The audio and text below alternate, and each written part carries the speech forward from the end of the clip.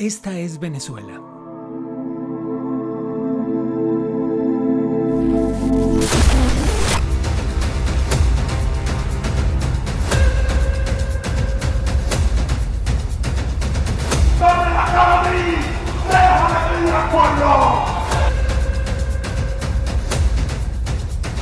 Bicho cobarde, traidor a la patria, no me aguantas un round.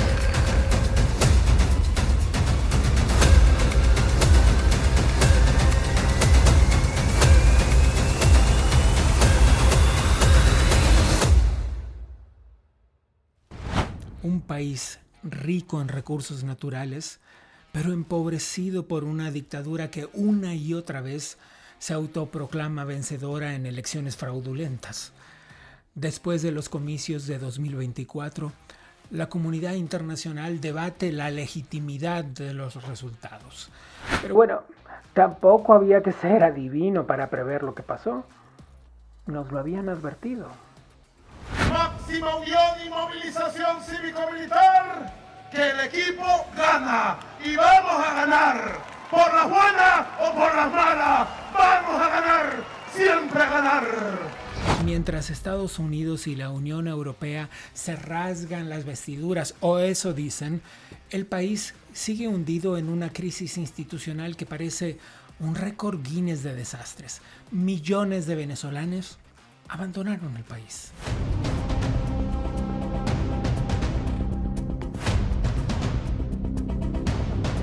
¿Qué le espera a Venezuela? Hugo Chávez ya no existe y sus estatuas cada vez menos.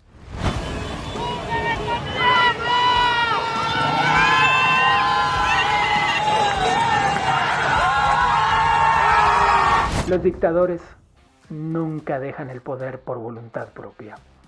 Mientras tanto, la Fiscalía venezolana, tentáculo del régimen, decidió que Edmundo González Urrutia es el enemigo número 1, acusándolo de delitos asociados al terrorismo. La comunidad internacional no tomó nada bien esa noticia. En realidad, Edmundo es el enemigo número 2 porque la pesadilla principal de Nicolás Maduro se llama María Corina Machado. Porque claro, en tiempos de crisis es crucial que todos los problemas se reduzcan a una persona, ¿verdad? No hay como crear enemigos. Eso viene en los primeros capítulos del Manual de Tirano, para después encerrarlos en el infierno. Venezuela, un lugar donde un simple apagón eléctrico, porque la infraestructura está colapsada, puede ser interpretado y anunciado en cadena nacional como un golpe de Estado. El ministro de Defensa, Vladimir Padrino López, ha declarado que el país sigue en marcha hacia un golpe de Estado gracias al sabotaje eléctrico. Pero volvamos a esos casi 2.400 detenidos. De ellos, 1.581 son considerados presos políticos por la organización no gubernamental Foro Penal. Parece que en Venezuela ser joven y tener opiniones no es exactamente un pasaporte a la libertad. Mientras tanto, ¿qué pasa con los amigos de Maduro? ¿Que los dictadores no tienen amigos? ¿Oh, sí? Sí tienen. Míralos.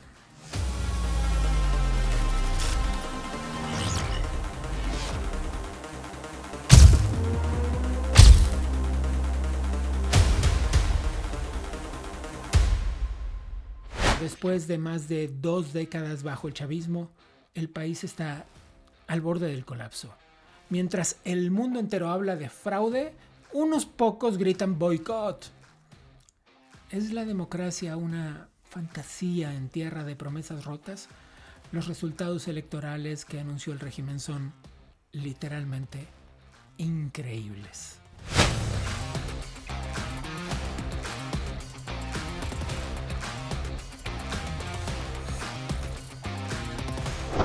Con un Consejo Nacional Electoral cuestionado y una oposición que confiaba en que las urnas eran la respuesta, el panorama político parece más incierto que nunca. Las instituciones del Estado se han convertido en una caricatura de sí mismas. Por eso este año, en homenaje a ustedes, en agradecimiento a ustedes, voy a decretar el adelanto de la Navidad para el 1 de octubre. ¡Arranca la Navidad! octubre. Para todos y todas, llegó la Navidad con paz, felicidad y seguridad. En medio del caos, ¿cuáles son las soluciones posibles? Algunos argumentan que la única manera de presionar al régimen es con sanciones económicas más severas. Otros dicen que esas sanciones solo empeoran la situación del pueblo venezolano. ¿Hay una negociación más? ¿Hay un camino extra? Aunque Maduro ya ha demostrado que el acuerdo de Qatar y el de Barbados no servían para ninguna otra cosa más que para usarlos como chistes en las reuniones con sus amigos. El futuro de Venezuela no solo depende de lo que pase dentro del país, sino también de cómo respondan las potencias extranjeras, Estados Unidos, la Unión Europea, Rusia, China e Irán. Todos tienen intereses en juego. Estamos viendo un nuevo capítulo de la Guerra Fría, pero esta vez en Latinoamérica.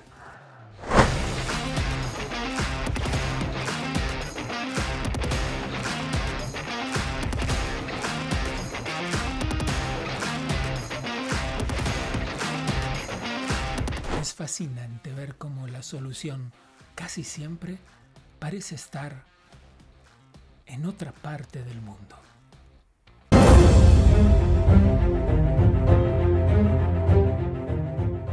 Se los he dicho otras veces, no es fácil deshacerse de nosotros, así es que aquí estamos de regreso, esta vez con una sexta temporada de Contracorriente. Para contarles un poco más de qué se trata, tengo conmigo al productor general del programa, Frank Zimmerman. Frank, ¿cómo estás? Hola, Gabriel, y hola a todos. Pues ¿Cómo así es, está? sexta temporada, es increíble. Comenzamos hace un par de años, recuerdo, gracias a Federalismo y Libertad, junto con el equipo de ellos, José Guillermo Godoy, saludo grande para ellos, para la audiencia y para los de la Fundación Federalismo y Libertad. Y continuamos, bueno, como parte ya de la Smith Center for Economic Freedom, de la FIU, gracias al doctor Carlos Díaz Rosillo, quien lo dirige y fundador del mismo. Esta nueva temporada básicamente abordaremos, continuamos con los temas regionales, narrativa, Foro de Sao Paulo, qué sucede, feminismo y demás. Sin embargo, queremos darle un tono más dinámico, actualizado del mismo, e invitamos a nuestra audiencia igual sugerencias al respecto, qué le parece el contenido que manejamos. Y nada, contentos, orgullosos de que comenzamos esta sexta temporada y gracias a ti, importante que has estado desde el principio aquí, al equipo, a Brandon, al Nacho Salinari, y bueno, y a todos los que son parte del equipo Contracorriente y por supuesto al centro, al Adam Smith Center for Economic Freedom de FIU. Bueno, ¿te parece si arrancamos de una vez? Adelante, arranquemos. Bueno, vamos a darle un poco más de cuerpo a esta apertura de la sexta temporada sobre qué es lo que se viene, pero además, sobre todo, qué está pasando a puertas adentro del Adam Smith Center for Economic Freedom en FIU. Para esto no hay nadie mejor que el director y fundador del centro, Carlos Díaz Rosillo.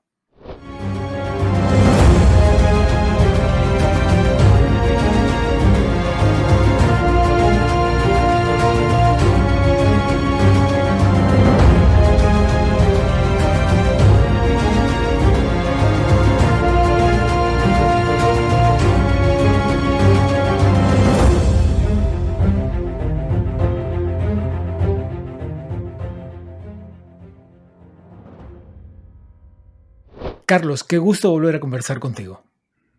El gusto es mío, Gabriel. Muchísimas gracias. Bueno, no solo tenemos una sexta temporada de Contracorriente con muchos cambios muy bonitos, lo que ya es una maravilla y lo que no sería posible si no fuera por el centro. También hay muchísimas actividades de las que nos tienes que contar. Así es, mira, comenzamos esta semana con las actividades del centro, con el gran lanzamiento del Laboratorio de la Innovación para la Democracia, un proyecto que trata de generar ideas concretas, específicas, de cómo no solamente proteger a la democracia, sino cómo hacer que la democracia funcione. Tuvimos lunes pasado un gran lanzamiento en la universidad con el presidente Guaidó y con muchos otros invitados, y es solamente el primero de muchos eventos en esta temporada para el centro. En 2 semanas vamos a tener una serie de 4, quizás 5 almuerzos y cenas en la ciudad de Nueva York con 4 o 5 presidentes en funciones que vienen a Nueva York para la sesión de las Naciones Unidas. Vamos a tener oportunidad de conversar con ellos, tener esta oportunidad de hablar con ellos directamente en cenas o almuerzos. Después vamos a tener el lanzamiento del grupo de fellows, de ex funcionarios públicos que vienen a Miami a dar clase. Esas oportunidades de oro para los alumnos, ¿eh? Así es, y tenemos una lista impresionante. Voy a dar todos los nombres en un programa más adelante, pero te puedo dar una especie de primicia, ¿no? A ver. Expresidente de México, Felipe Calderón.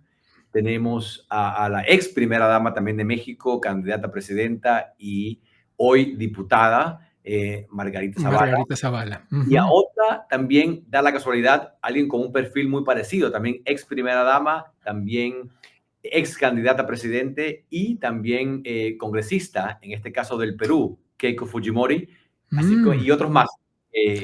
Daremos el nombre en un par de semanas aquí en Contracorriente.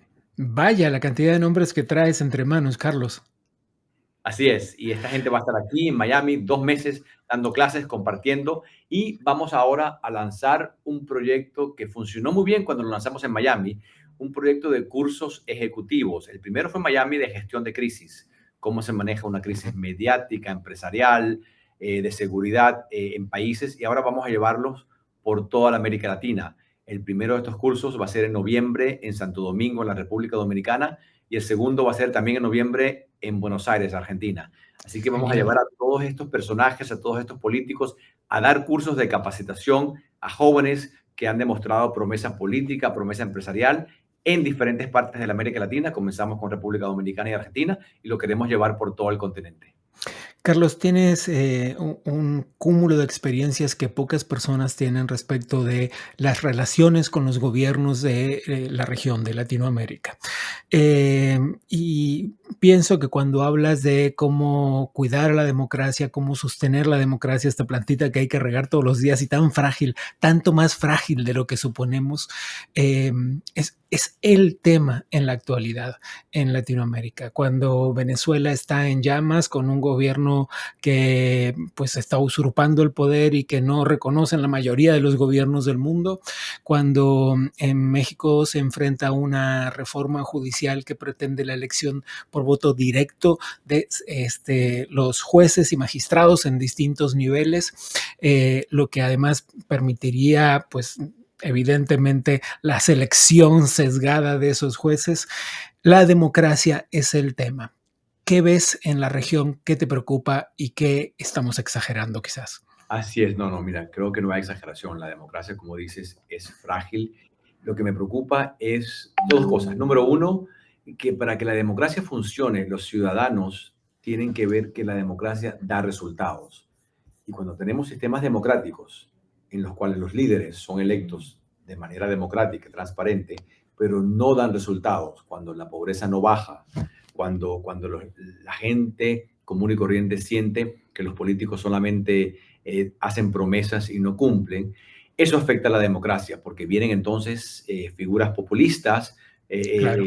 figuras autoritarias, que entonces sí dan resultados en algunos casos, por lo menos a corto plazo, y la gente pierde fe en la democracia. Y es por eso que con estos cursos que vamos a llevar por toda la América Latina, queremos capacitar a los jóvenes para que entiendan que sí, la democracia no es perfecta, pero es el mejor sistema que tenemos.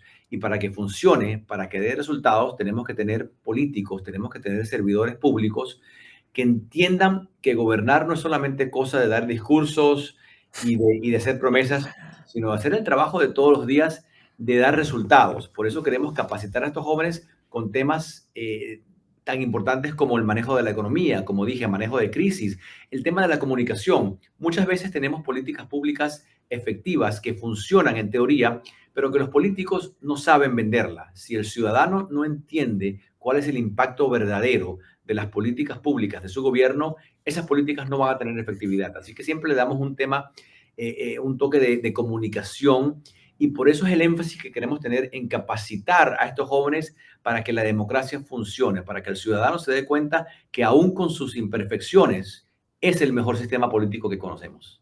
Parece mentira que tengamos que llegar a la idea de la educación para la democracia. Carlos, como siempre, un placer conversar contigo. Te robo el compromiso de que vengas al programa a presentar el lanzamiento de los nombres completos de los fellows que formarán parte de esta oportunidad de oro que tienen los alumnos de la Florida International University a través del Adam Smith Center for Economic Freedom. Claro que sí. Muchas gracias a ti por tu liderazgo en temporada tras temporada, poder conducir este programa, que sé que llega a mucha gente que está muy interesada en escuchar estos temas que no siempre escuchan por otros medios. Así que muchísimas gracias. Es Carlos Díaz Rosillo. Gracias.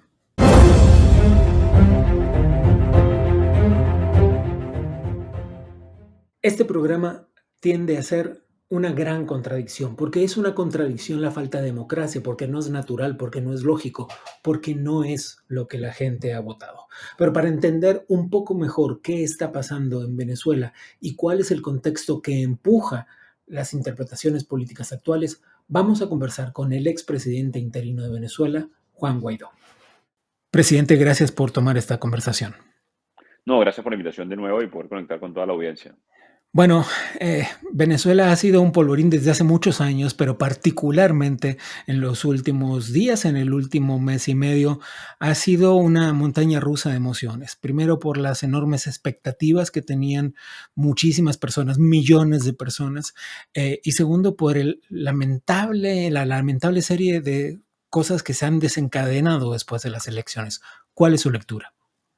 Mira, lo primero, partir de que ganamos una elección. Que difícil llamarle elección, como siempre lo dije, con la persecución judicial a María Corina, con el entorno detenido, asilado o peor aún forzado al exilio. Es justo eso. Tengo un pequeño fragmento de video para compartir con usted, presidente, de una conversación que sosteníamos hace apenas unos meses sobre el proceso electoral. Mira, hay algo, va a haber elección, y aquí quiero poner un asterisco en la palabra elección en el caso de Venezuela. Cuando hablamos de elecciones, pensamos en elecciones en Estados Unidos, en México, lo que acaba de suceder en El Salvador o en algunas otras partes del mundo. Cuando hablamos de elección en Venezuela, estamos hablando de un evento donde tenemos la oportunidad los venezolanos de expresarnos, de rescatar nuestros derechos, de rescatar el derecho a elegir, que hoy no está consagrado en Venezuela. Hoy lo complejo del caso de Venezuela es que queremos pasar por el mismo tamiz o por la misma elección en Estados Unidos, en Colombia, sí, en Chile, en Argentina, que debe ser relativizado. Tiene que ser puesto en perspectiva de ausencia de derechos, de persecución, de que algo tan sencillo como inscribir a nuestra candidata electa en primaria por millones de venezolanos, la dictadura trata de evitarlo. Una lamentable situación, presidente, pero usted la veía venir y quizás, permítame el término, recatadamente advertía sobre este escenario que hoy vivimos. Sí, mira, no es sorpresa. Creo que, y te agradezco además el insert, el video, porque hemos sido consistentes con este tema. Sabemos que enfrentamos una dictadura y es precisamente lo que tenemos que mejorar. Insisto, y partimos de nosotros. Mira, tenemos un presidente electo en una elección que no fue elección, en un milagro político, social que sucedió en Venezuela. 80-20, no solamente 73, no permitieron la participación de los exilados. En mi caso, no pude votar, y conmigo 5 millones. Es decir, hubiésemos arropado, sin duda alguna, a un débil dictador. Y atención con esto. ¿Por qué le llamo débil dictador? Porque ya todo el mundo sabe que es un dictador. Ya no pero aguanta de más verdad, propaganda. Sí, pero la pregunta ¿es débil, presidente? Mira, en perspectiva, sí. La pregunta no es si es débil. ¿Es un dictador? Sí. ¿Tiene respaldo popular? No. ¿Tiene el uso hoy y el secuestro del poder de fuego del Estado venezolano? Sí. Y ahí está la parte relativa. Porque ¿en qué se apalanca en este momento mientras estamos conversando Maduro para cometer fechorías, para estar impune hoy? Y aquí esto entonces otra vez lo pongo en perspectiva. Un impune, un delincuente impune, ¿es débil o es fuerte?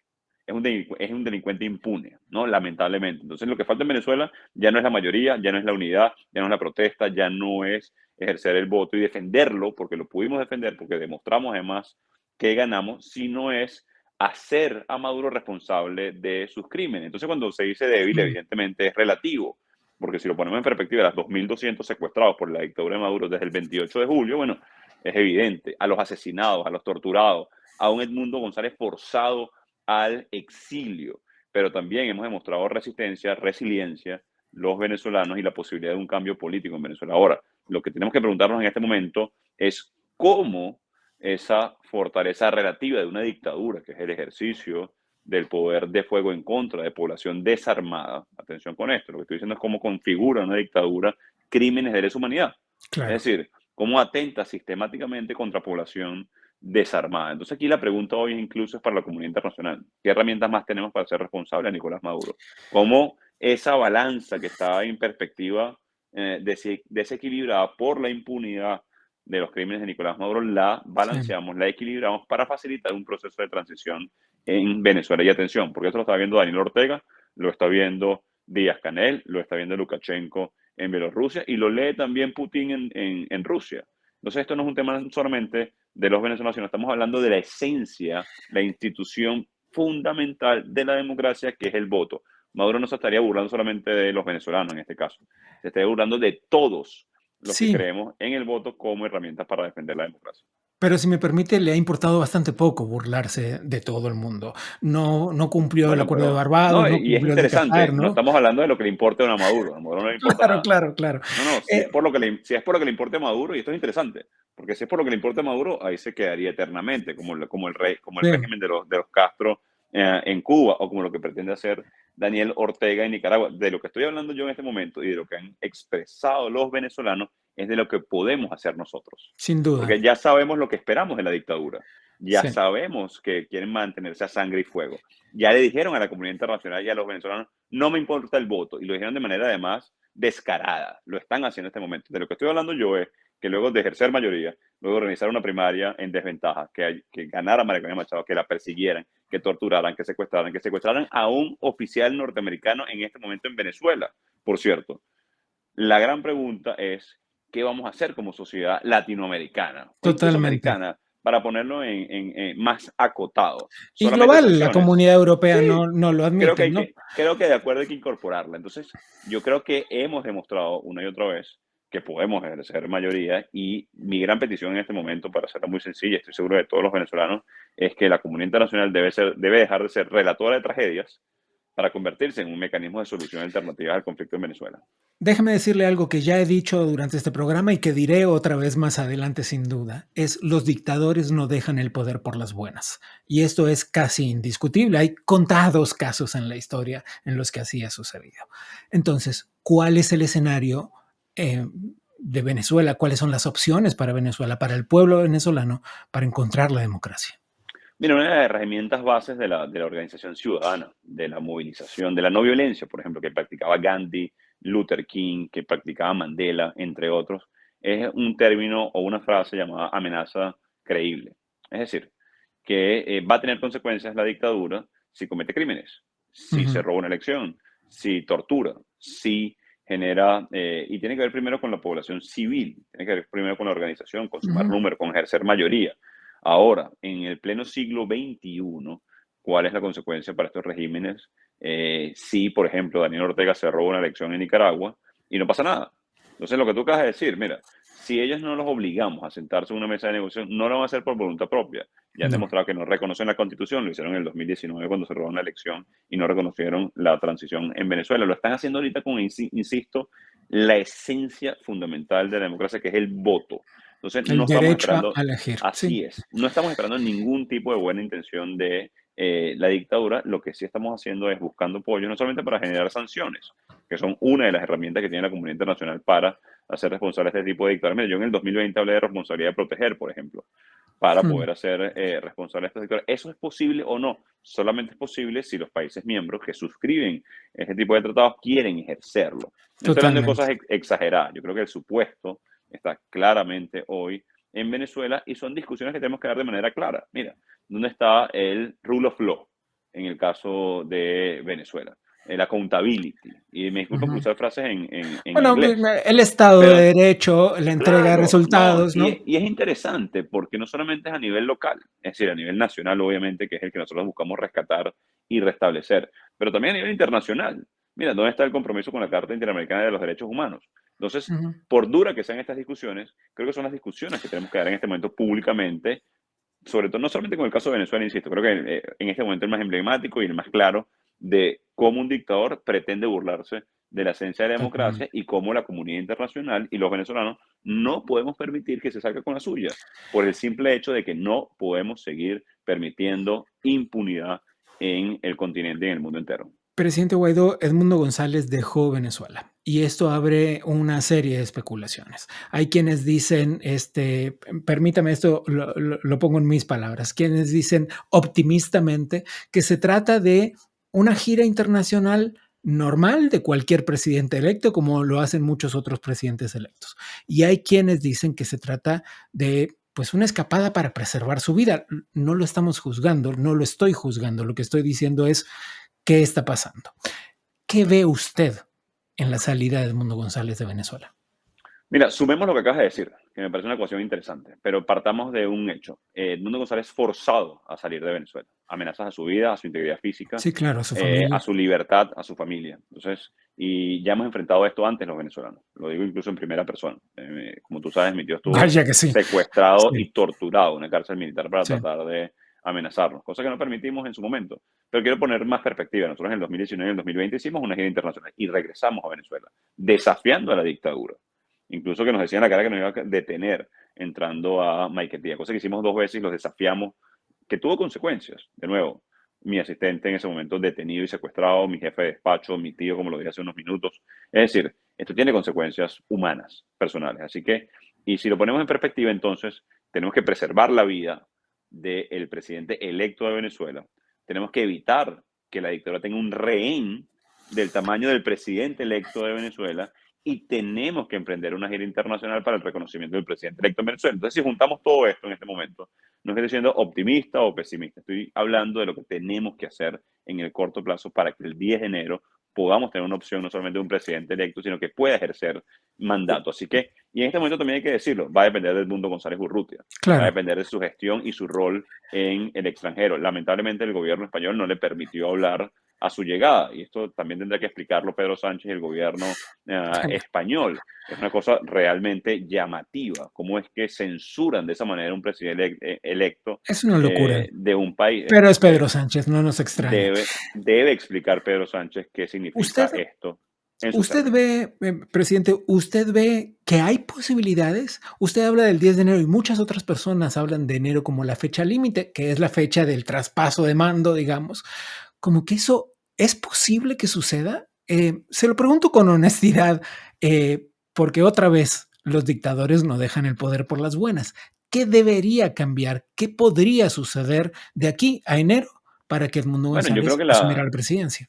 La frase que acabas de decir es la clave. No estamos esperando buenas intenciones, insisto, de Maduro y una epifanía hoy cuando vaya a dormir y se dé cuenta que destruyó el país, que se vinculó a carteles de la droga, que se vinculó a narcotráfico y terrorismo internacional. Eso no va a pasar. A ver, para que eso pase en enero, y aquí hay unas condicionales que no son supuestos o son deseos aislados, son cosas que tenemos que hacer, que nos tiene que acompañar la comunidad internacional.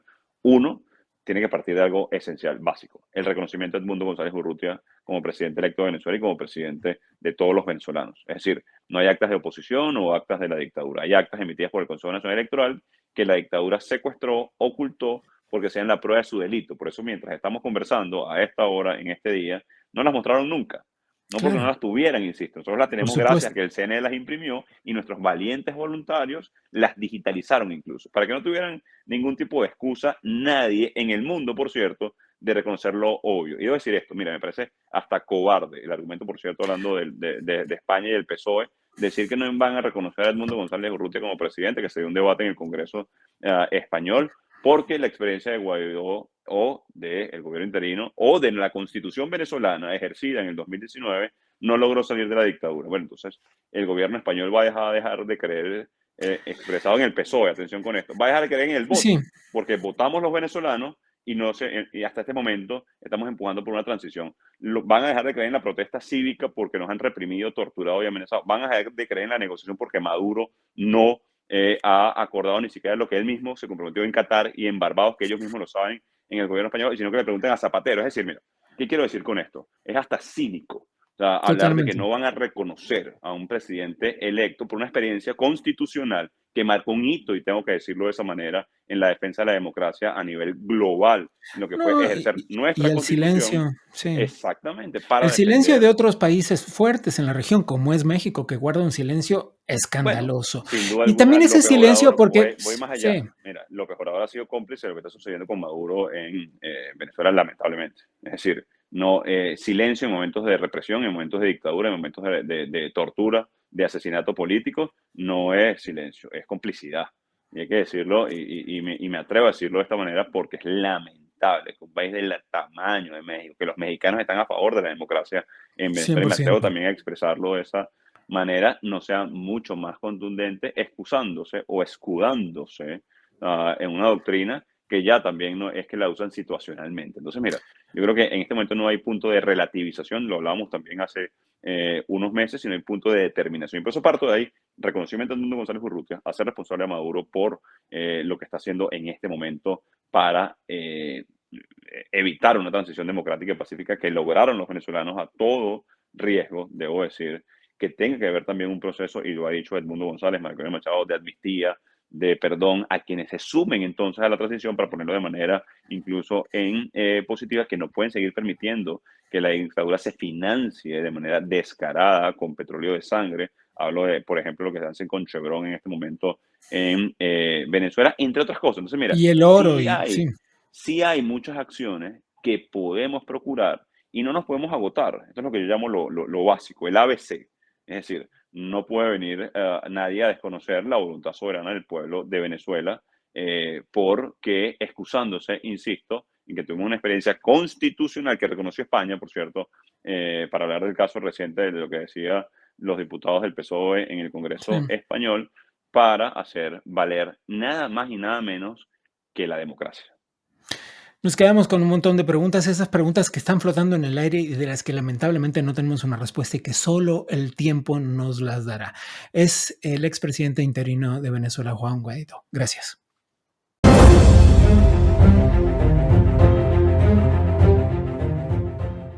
¿Cómo se financia el régimen? ¿Cómo es posible que se sostenga en tanto tiempo? ¿De dónde obtienen sus recursos?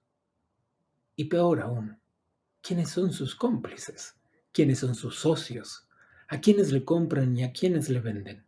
Vamos a entender un poco más de cómo se sostiene ese régimen conversando con el periodista Casto Ocando.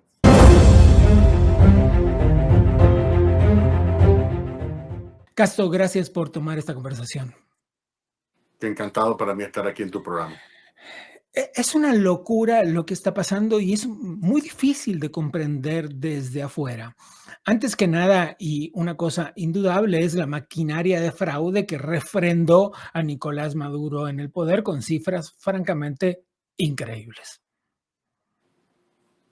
Sí, yo creo que para entender esto hay que entender más bien, en vez de un proceso político que implica unos gobiernos legítimos o un gobierno como se piensa en nuestros países de América Latina, esto es básicamente una relación que ha tenido la oposición, un enfrentamiento con una banda de la delincuencia internacional, como por cierto ha sido definida por el Departamento de Justicia.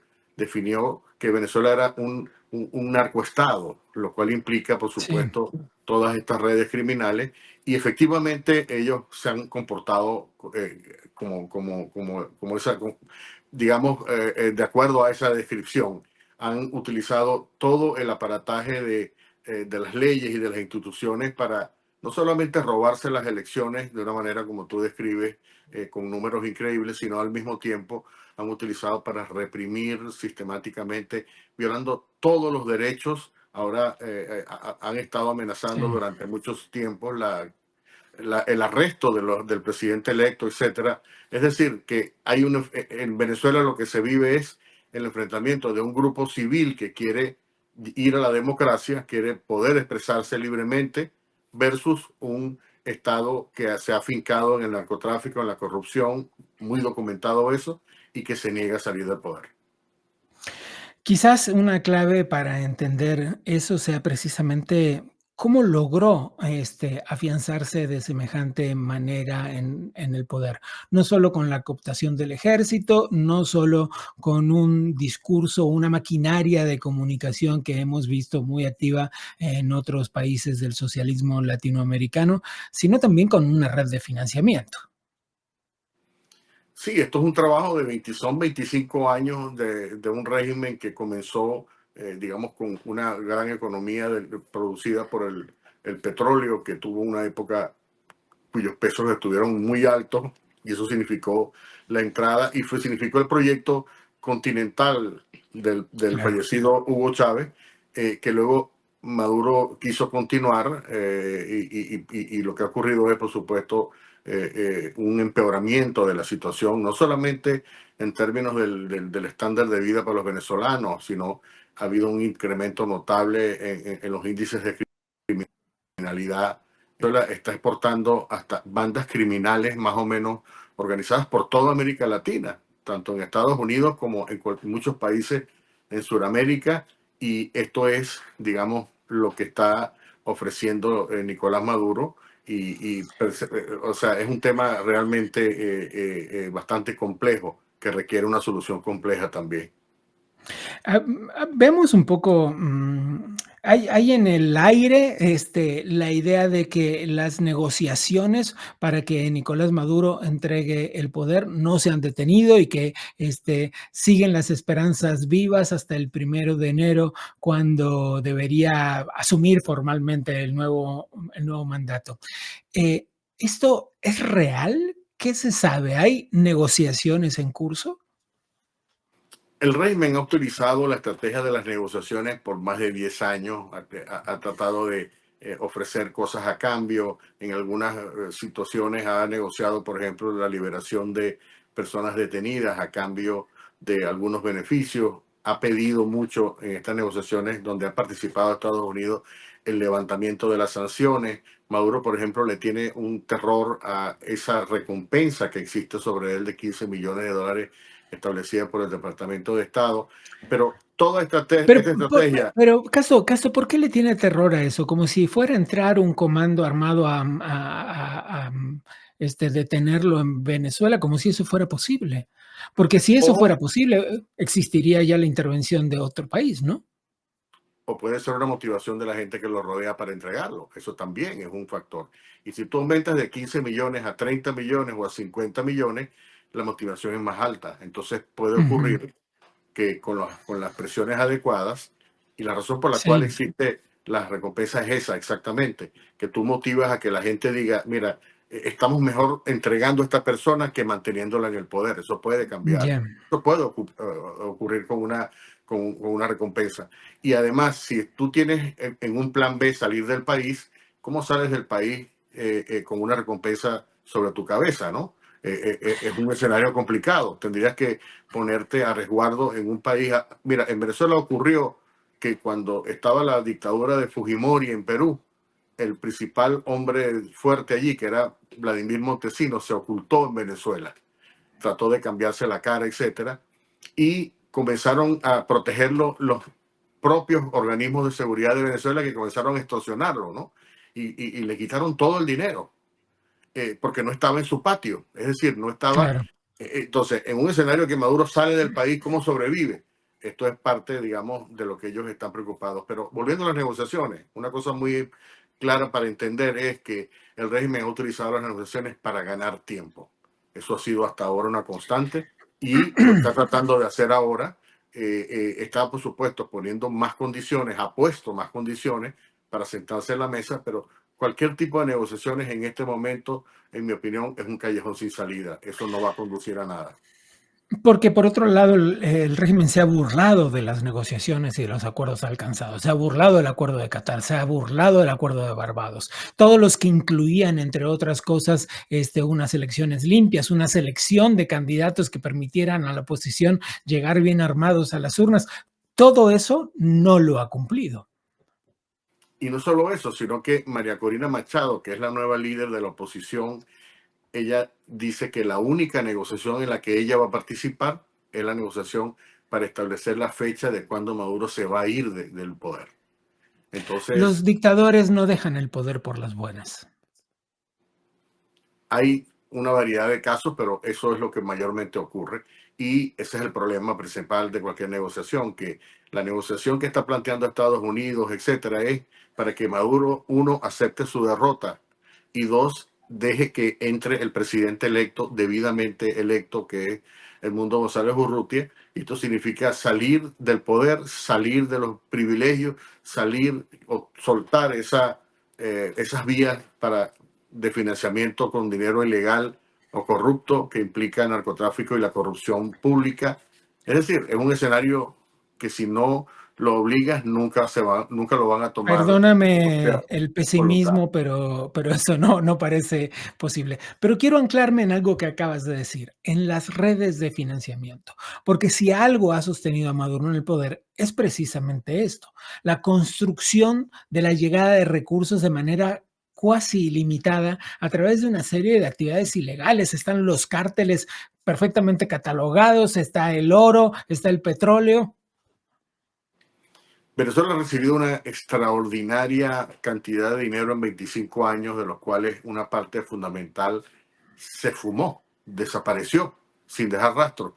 Hay una denuncia hace unos años atrás de propios economistas chavistas del régimen asociados que estaban reclamando o pusieron una queja pública porque la estructura del gobierno en ese momento de Maduro había desaparecido 300.000 millones de las arcas de PDVSA, que es la petrolera estatal. Eso es apenas un reclamo y ese es el gran problema que ha habido. Y luego Estados Unidos ha, digamos, logrado identificar, ¿no? Hay un trabajo que se ha hecho para identificar cómo se mueven estas estructuras financieras, por dónde, qué bancos usan, de qué manera operan, y pudiera, digamos, en teoría, provocar una intervención como lo hizo en el caso de los oligarcas rusos, ¿no? Que sería una cosa extraordinaria si se logra en Venezuela. En el caso de los oligarcas rusos, en el momento que Vladimir Putin invade Ucrania, Estados Unidos estableció una coordinación con diferentes oficinas de persecución de delitos financieros y en 100 días, o sea, en 3 meses y medio, lograron congelar más de 30.000 millones de dólares de los oligarcas con propiedades. Esto, si se aplica en Venezuela, sería una debacle para Maduro, para la dictadura. ¿Y por qué crees que no ha sucedido? Porque hace falta una voluntad política, ¿no? O sea, Estados Unidos tiene las herramientas. Es más, hay gente vinculada a la oposición en Venezuela que tiene también ese conocimiento. Los nombres no son tampoco un secreto. Los nombres de los testaferros de Diosdado Cabello, de Nicolás Maduro, de los principales actores de la cúpula de la dictadura en este momento. El tema es todo lo que implicaría eso, implicaría ya haber roto totalmente las posibilidades. Y la impresión que tengo es que la administración Biden en este momento no quiere meterse en ese juego por razones A pesar de que electorales. hace unos días apenas estaba ese comunicado que decía que irían tras los testaferros, estén donde estén, sean quienes sean. Una cosa que, como bien dice, si no han hecho es porque no han querido. Sencillamente no han querido porque ellos evalúan por 1000 razones que quizá intereses que hay por detrás. Es difícil saberlo. Quiero compartir contigo un video, un video sobre los amigos de Maduro. Y a los criminales que estamos capturando. Son planes fascistas, diabólicos. Pero afortunadamente tenemos una inteligencia, una contrainteligencia y unos organismos de seguridad y amigos extraordinarios entre el pueblo de distintos países del mundo que nos informan con tiempo todo. A ver, ¿cuáles son esos amigos de los que habla Maduro? Bueno, yo diría que los primeros son los que corrieron a aprobar el momento que hizo el fraude y inmediatamente fue reconocido. Los primeros que llegaron fueron los gobiernos de China, de Rusia, de Irán. Luego, por supuesto, Cuba, Nicaragua, Bolivia. Perdón. Y luego Honduras. Hay un amigo particular allí que, por cierto, un gobierno amigo que ha sido recientemente vinculado al narcotráfico. Esos son los amigos de Maduro. Con eso nos quedamos. Lamentablemente, con eso nos quedamos. Gracias, Casto.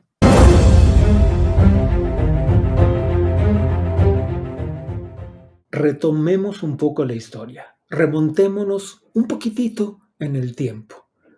¿Cómo se llevaron a cabo estos comicios, estas elecciones tan peleadas? Para entender qué pasó, para recibir un poco de la sensación de esos días tan convulsionados en Venezuela, conversemos con el periodista Alfredo Flores. Él estuvo allí esos días. Alfredo, gracias por esta conversación. Antes que nada, es preciso recrear el ambiente de ese proceso electoral en el que estuviste súper inmiscuido y transmitiendo y reportando fluidamente. Bueno, gracias Gabriel por el contacto. Realmente la situación es un poco agridulce hoy en día y fue un poco agridulce porque si bien tenía bastante tiempo fuera del país, o sea, mi visita fue en el marco de un proceso de participar para ejercer mi derecho al voto y también hacer una observación independiente desde nuestra organización, Ciudadanía Sin Fronteras, y con lo que nos topamos es primero con un proceso muy organizado por parte de la oposición para poder levantar todas las pruebas. He escuchado varios mandatarios, representantes de organismos internacionales que dicen que el gobierno de Maduro o el régimen tiene que mostrar las pruebas y que la oposición también. Pues es importante recordar y hacer mensaje que las pruebas ya están.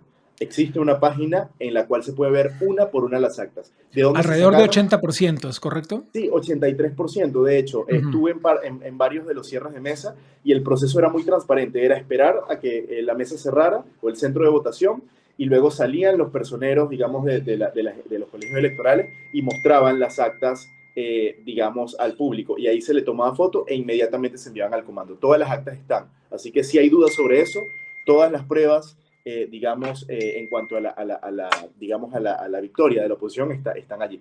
Pero bueno, lo que se vio después fue, digamos, un sentimiento encontrado. En primer lugar, el tema de el rechazo a la OEA, la resolución de exigencia de presentar las actas, por responsabilidad de 3 países que luego lanzaron un comunicado diciendo ahora que sí querían que se presentaran las actas, que me refiero por supuesto a Brasil, Colombia y a México.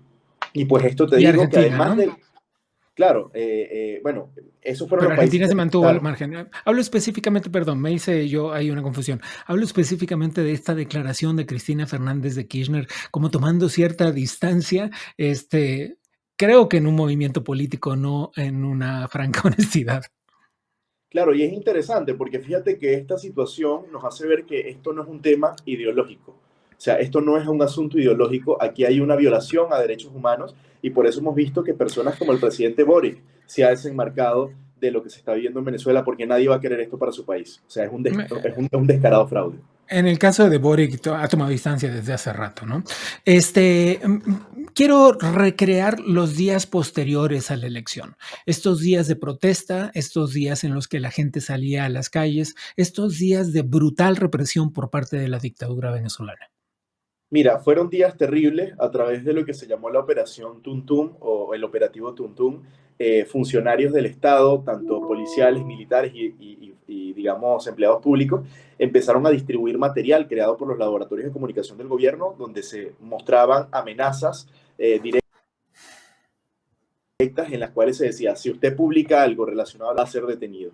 Y no fueron solo amenazas, se ejecutaron. Uno de los casos que yo pude presenciar fue en un centro comercial donde justamente estaba yendo al local de una persona cercana que me estaba dando también protección.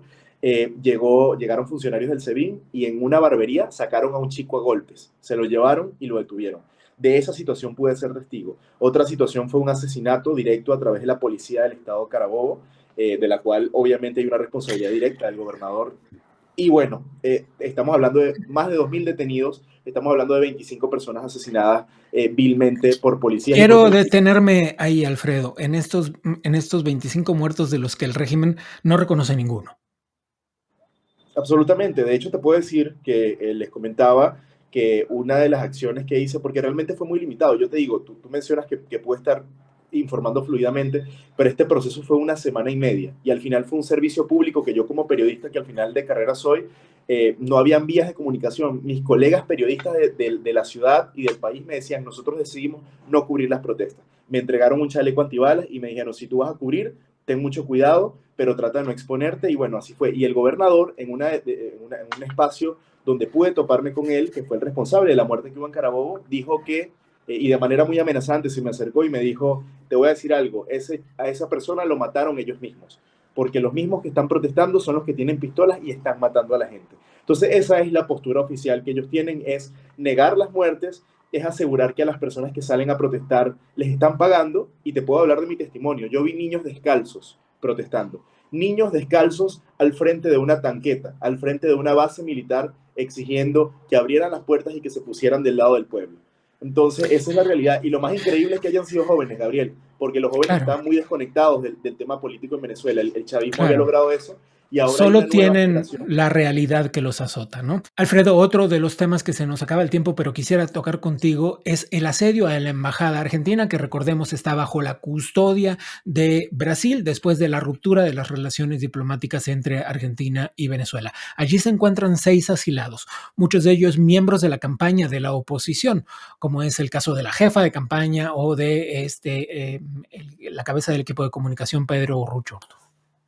Sí, bueno, justamente pude estar, como les mencionaba, visitando la sede de lo que era la residencia del embajador de Argentina, que también tiene carácter de extraterritorialidad, que es donde ellos están ubicados. Y pues fue bastante tensa la visita porque hay una custodia permanente en la zona, pero yo realmente creo que estos asedios van orientados a presionar psicológicamente al equipo de comunicaciones de María Corina Machado, que al finalmente son los responsables de este éxito, porque algo que te menciono muy rápidamente es que en Venezuela no vi ni un solo afiche en Caracas de María Corina Machado ni de Edmundo González. Esto fue una campaña netamente, o sea, el éxito aquí fue comunicacional y principalmente digital. Entonces, obviamente, hay un temor de las acciones y la capacidad comunicacional que ellos tengan y las estrategias que se están planeando. Entonces, te decía que yo no creo que ellos se atrevan a entrar en la embajada, porque creo que esto podría ser una acción que definitivamente sea el error clave que ponga fin a Nicolás Maduro el llegar a entrar a la Embajada de Brasil, que al final es una potencia militar regional y que Lula ha venido siendo uno de sus principales aliados. Creo que perder el apoyo de Brasil generaría quizás la caída del régimen. Entonces no creo que se atrevan, pero...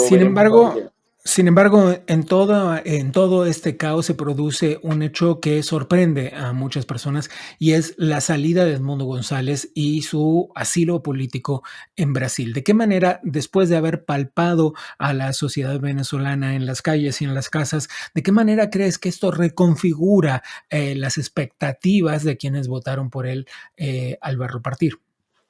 Mira, yo creo que hay mucha gente que ha tenido una respuesta de rechazo ante esta salida, pero tenemos que entender algunas cosas. La líder del proceso es María Corina Machado, ¿ok? Ella es la que ha dirigido y la que ha manejado las estrategias de calle y las estrategias institucionales. Edmundo González fue el candidato y es una persona mayor. Hay que protegerlo. O sea, tiene que tener toda la protección posible, no puede estar expuesto a situaciones de estrés, a situaciones de presión. Entonces yo creo que la decisión de la salida de Edmundo González preliminarmente, antes de lo que va a ser la juramentación de enero, era importante y necesaria porque hay que protegerlo. O sea, Edmundo González es la primera persona que claramente ha ganado unas elecciones en Venezuela en los últimos 25 años y probablemente en este momento es el venezolano de mayor importancia. Entonces requiere protección. Creo que esta medida no ha afectado la motivación de los venezolanos. Creo que otras acciones han sido más fuertes. Por ejemplo, como te digo, la respuesta de la comunidad internacional, porque creo que nos hemos sentido solos, realmente. Los venezolanos se han sentido solos. Y María Corina ha dicho que no se va del país. Creo que eso es lo más importante. Es Alfredo Flores con el testimonio del proceso electoral en Venezuela. Gracias. Gracias, Gabriel.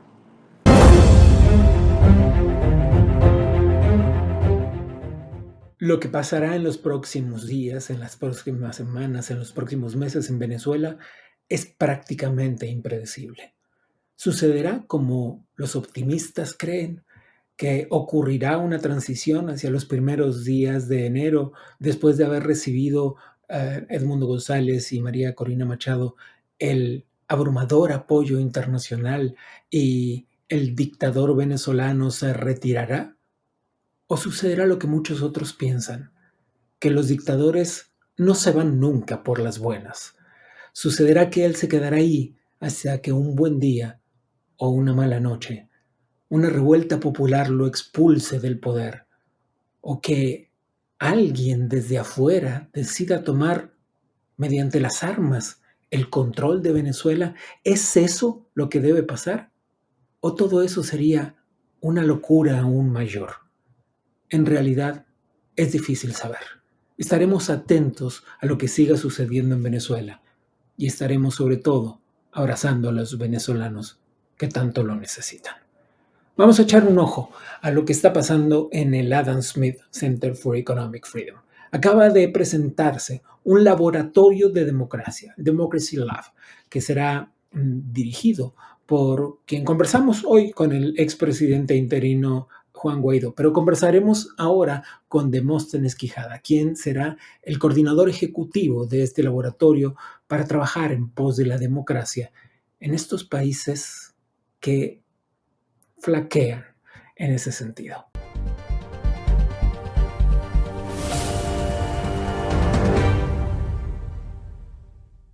Demóstenes, gracias por esta conversación. El lanzamiento del Democracy Lab es todo un acontecimiento, pero queremos entender exactamente cómo funciona. Muchísimas gracias por esta oportunidad de compartir sobre esta iniciativa. Efectivamente es importante recalcar que el Democracy Lab tiene una naturaleza integrativa entre el análisis y el estudio riguroso académico que aborda situaciones y escenarios desde el punto de vista más abstracto y conceptual, pero que por su característica experimental de laboratorio tiene la ventaja de integrar también la experiencia de liderazgos particulares y liderazgos institucionales que se han visto en la circunstancia de enfrentar los riesgos que hoy atraviesa la democracia en el continente y el mundo entero, lo cual nos permite hacer un abordaje muchísimo más orientado a la generación de soluciones o propuestas de solución a través de modelos que tengan por finalidad aportar oportunidades y alternativas de aplicación real dentro del contexto de nuestro continente, del hemisferio y de todo el mundo. Entiendo que el laboratorio estará dirigido por el expresidente interino Juan Guaidó. Correcto, él es el director del programa. Yo lo acompaño y me encuentro en funciones de coordinación ejecutiva e investigación dentro del centro. ¿Quiénes más formarán parte del laboratorio? Tenemos ya identificados varios investigadores y personalidades del área académica y política, porque como te comenté, nuestro interés es integrar experiencias con estudios formales y rigurosos. Hemos hecho durante este tiempo de conceptualización, digamos, de la iniciativa, varias alianzas con distintos personalidades, tanto de universidades a lo largo de todo el continente, como de referentes de la lucha por la democracia, dado que nuestro interés no es solo, digamos, integrarlo, sino dar una palestra de exposición a todas las voces que tengan muchas cosas que aportar en esta lucha. El día lunes fue el lanzamiento en el Museo de la Diáspora Cubana en Miami. Sí, previamente hubo una ceremonia en la propia universidad, luego hubo un acto más reservado que fue en la noche, y con ello se dio anuncio a la creación del laboratorio dentro de la Universidad Internacional de Florida. ¿Quiénes estuvieron allí? Tuvimos la oportunidad de contar con personalidades tanto de la política nacional de Estados Unidos, tuvimos presencia de speakerman, de gobernadores de territorio estadounidense, particularmente el de Puerto Rico. Tuvimos, por supuesto, la presencia de varias figuras del área académica de la propia universidad y muchísimos invitados relacionados con la lucha con la libertad de Nicaragua, de Cuba, todos, digamos, convocados para unir esfuerzos en la dirección de lograr a través de esta iniciativa generar propuestas factibles que, como te comento, aborden el problema del ataque bajo el cual se encuentra la democracia, entendiendo una diferencia sustancial muy importante, que es uno de nuestros primeros hitos de sobre el cual queremos generar alerta, ¿no? Ujú. Que es que es distinto el abordar el problema del ataque de la democracia cuando se debe proteger una democracia que está en riesgo. Es muy distinto el abordaje a cuando enfrentamos un escenario donde la democracia está ausente y hay que recuperarla. Claro, Defender claro, la claro. democracia no es lo mismo que recuperar la democracia. Sin Sus duda. diagnósticos son distintos y sus propuestas de medidas son distintas. Bien, ¿cuándo veremos los primeros come-outs de esto? ¿Cuándo veremos los primeros resultados? De acuerdo, tenemos una hoja de ruta planteada, tenemos ya en perspectiva varias actividades de carácter formativo y de difusión a ejecutarse en el resto de este año académico y a la vez por el lado de las líneas de investigación formal, esperamos también antes de concluir este año poder hacer la presentación de algunos avances en estudios sobre elementos transversales de riesgo en estos escenarios donde es atacada la democracia que hemos identificado y que creemos que son de real relevancia para todos los interesados. Bien, muchísimas gracias, Demóstenes.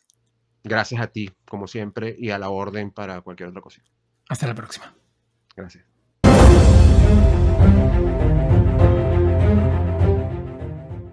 Bien, eso fue todo por hoy. Como cada episodio, le damos las gracias al Adam Smith Center for Economic Freedom por hacer este programa posible. Y a ustedes les pido que le den clic a la campanita, que se suscriban al canal y desde luego nos vemos la próxima. Soy Gabriel Baudoco.